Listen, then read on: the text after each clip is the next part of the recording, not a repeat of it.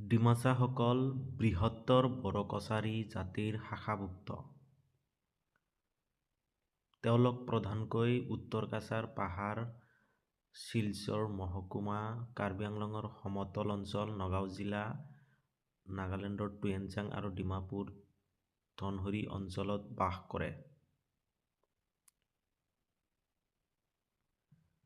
1536 চনত ডিমাপুৰ এৰি মাইবঙত নতুন ৰাজ্য পাতে।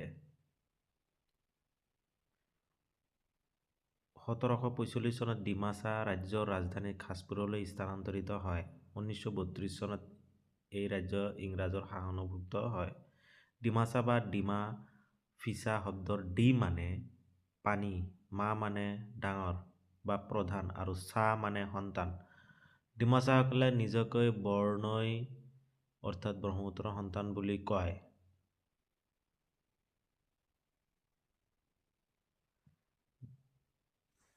পূৰ্বতে এওঁলোকে ব্ৰহ্মপুত্ৰৰ আৰু ইয়াৰ উপনৈসমূহৰ পাৰত বাস কৰিছিল। ডিমাছা কছাৰীসকল তিব্বতধৰ্মী ভাষা গোষ্ঠীৰ অসম বৰ্মী ভাষাৰ অন্তৰ্ভুক্ত।